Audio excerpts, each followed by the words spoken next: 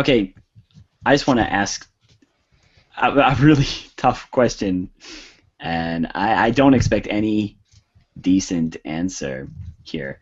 But so Taylor talks about the fragmentation in society and a kind of a political view that dawns upon us, which is that uh, kind of the public is divided, totally divided into small and smaller and smaller communities, and each little fragment of the community has its own issue. Everybody's got their little issue they care about, and they kind of come to the table and they want to push their issue. But of course, the guy in the next town, he's got a different issue. The guy in the next town, he wants public funding for libraries, and the guy in the next he wants to protect the environment. And the guy over there, he wants, he wants more schools built. So everybody's got their little issue coming together, and so a view starts to develop that every little person wants to get their way. They want to pull the community in their way at the sacrifice of the community.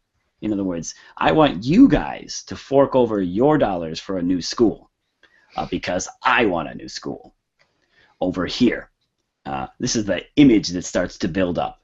But then somebody over here is like, why should I pay my tax dollars for your stupid school? I don't even have any kids.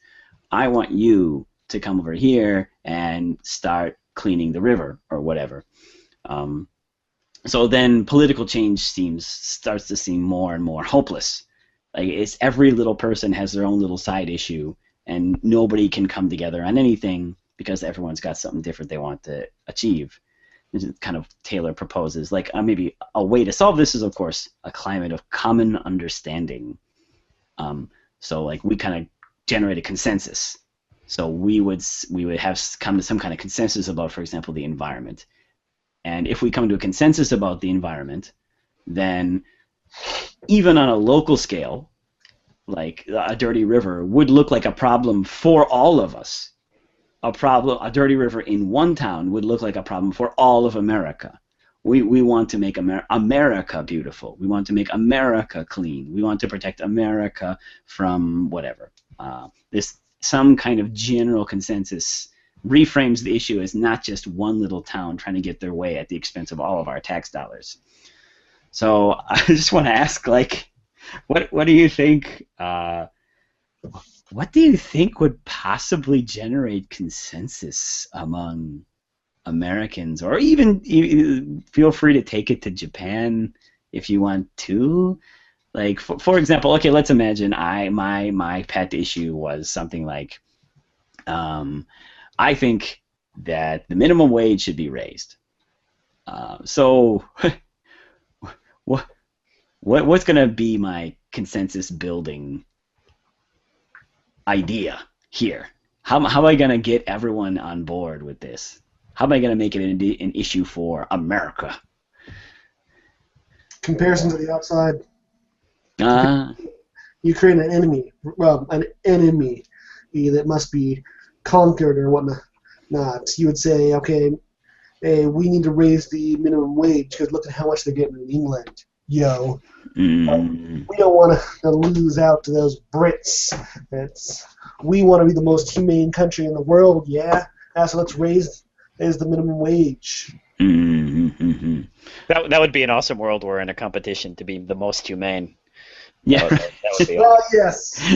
No, I love that idea. I like it. Yeah, or what if you wanted to do something like, let's get it even like something that seems less likely to happen. Like, so there's been a lot of issues about like, well, okay, let's imagine like I wanted to steer society around defeating rape, like rape culture, eliminating it. But I need to build a consensus. What would be my consensus builder there? Oh, you went from difficult to extremely difficult. Great. Yeah. Just toss out an idea. Yeah. What would be your approach towards eliminating rape? I mean, we all agree that rape is bad. We already have that consensus. Yes. So you would need to start from what is your approach towards eliminating rape? We would need to get a consensus on that. Oh, wow. Right. I I like it so guess real. like one of the things you could do, I guess, would be you'd start to have a discussion about maybe you could somehow try to link rape culture with the fundamental principles of America. Somehow, right? For example, I'd say, well, we know what's great about America is that we're a free society, and what's great about free societies is that um, you can give your consent to do whatever you want to. As long as the contract is freely engaged in, you're pretty much allowed to do it as long as it doesn't harm other people. That's what makes us great, right? We're a kind of open consent society, and that's what TJ loves about America. America, consent, right? I mean, this is what a lot of kind of even right-wingers love about America, a consent society. And then I guess I'd have to say, well, a rape culture is a desecration of our finest principles because it's mistaking what consent is. Oh. It's not engaging in a free form of consent. It's taking a short skirt to be an invitation to do something when actually in our higher ideals, like that would not be a sign of consent. So I try to tie it to the fundamental principles of America to try to get the conservatives on my side. Oh, I like Mm. that. Oh, all right. Consensus build. We could make this like a weekly game on the Tokyo Philosophical. How do you build consensus around an issue? And I do like how you still had to compare to an outside force, or Yeah, so, albeit indirectly. It's yeah, a, we're Americans, and yep. we're better than this, yo. We're better than the Brits. And not to keep picking on the Brits, At least I kept it vague enough so that I didn't have to mention any specific country. I could just say, Mm. well, we have a long tradition of an open consent society.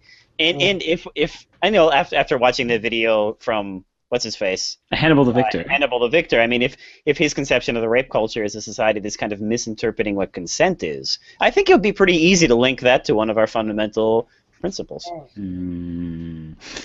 Oh wow, I like that a lot. Can I do one last kind of funny one All then? right, the game Uh, show continues. Look at the last Uh, one. So how about let's imagine I want to build consensus around in Japan. I wanted to Jeez. build Just keep on making consensus. it harder and harder, don't you? Yeah, so this one's in Japan, and I think people work way too much in Japan. I want to build consensus around limiting working hours, like by law, like tough. I mean, they are limited now, but no companies generally don't follow it. They cheat. They don't report the overtime hours, and the government doesn't enforce the reporting sometimes, or as far as I'm told.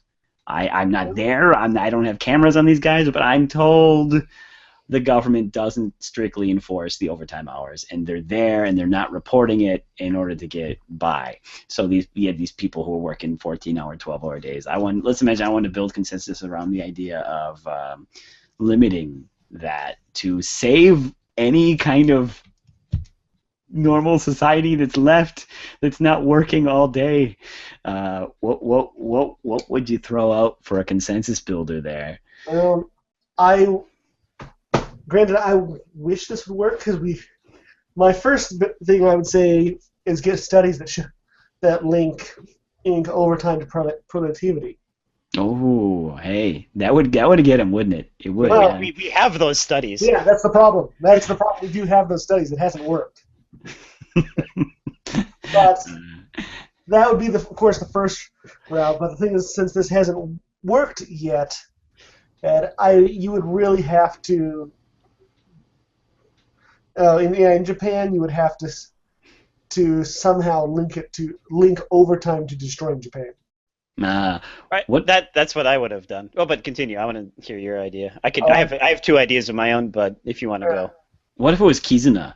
What if you said overtime destroyed Kizuna? Well, But I mean, like, but that's like, let's take this even further. Like, it's kind of weak, right? Yeah. Let's beef it up more. I mean, like, let's beef it up by saying like maybe overtime. Maybe we could try to link somehow forcing overtime to a kind of a way of manipulating an evil manipulation of the senpai kohai bond, right? Isn't a good senpai is one that takes care of his kohai, and Uh, you are being a mean guy by manipulating your kohai. We could somehow link this to a kind of a perversion of the Japanese senpai Responsibility. kohai structure. If we could do that, maybe. Mm, Mm. um, that would be pretty hard Yeah. considering the current climate where doing overtime is considered to be doing, putting in for your company, do what you're supposed to do, even if you're doing overtime at the expense of productivity. Because like the thing is like in Japan, like they take surveys. I've read anyway.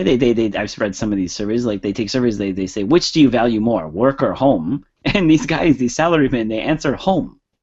They answer home much higher than a lot of other countries. They say home is more important. But maybe they say home is more important because, and then they work really hard because they want to support their home. You know what I Yeah. mean? Or this is what they tell themselves at least, right? So how do you undo this knot where they say, I am supporting the home by working 14 hours a day? That's why I figured Kizuna might get in there. Like you're ruining. How would you're ruining your family? You're destroying your family life. You're missing out on your family by doing this. Would that work? Maybe not. Well, then I think the response would be, I'm not ruining the family. Like, I'm sacrificing my own family True. for the sake of the greater good of my family. I'm being the martyr here. They're taking on this burden, and so that my family doesn't have to. True. I guess then to defeat that, you'd have to try to attack the heart of that idea, which they've already tried and it's failed in Japan, which is basically by doing that, you are destroying your family. You'd have to somehow I don't know how you do it, but might be able to do it. Be like, well, a family without a father figure, or it's gonna no that well, having a father is better than not having a father in most situations when it's it's not as if it's like impossible. Don't get me. I'm not saying that. I'm just saying like if somehow we could convince these guys that it's more destructive to do that than to be at home. But they've already tried that and it hasn't worked. Yeah. Japan's a tough one. But okay. Yeah, it's a tough cookie. It really is. Like I don't know. Like you try to do it like you'd like try to link it to like for example like try to link it to their history. Like in Edo, they didn't work like it, right? Like oh, so the Japanese really the real tradition of Japan is not working hard. It's working short and easy. I mean, and just look at Japanese history. We'll know that if we look at history. I mean, this is a brief span from Meiji onwards where this became like a fever pitch. So the real Japan isn't like this at all. I mean, you could try to do some kind of authenticity play, I guess. Get back to your roots. Yeah. I mean, like, because in a way, I mean, like, you could make a good argument that the what's destroying traditional Japanese culture are corporations, right? I mean, yeah. I mean, like they're forcing people to work on New Year's. I mean, remember when we first came to Japan? No one worked on New Year's. You couldn't even go to the bank. It was dead. Yeah, it was crazy dead. It was. I mean, that was just a couple of years ago, like 10 years ago. And now, like everything's open. What's up with that? It's service. Yeah. Right. Well, okay. That was my consensus building game. Thank you for participating. All right.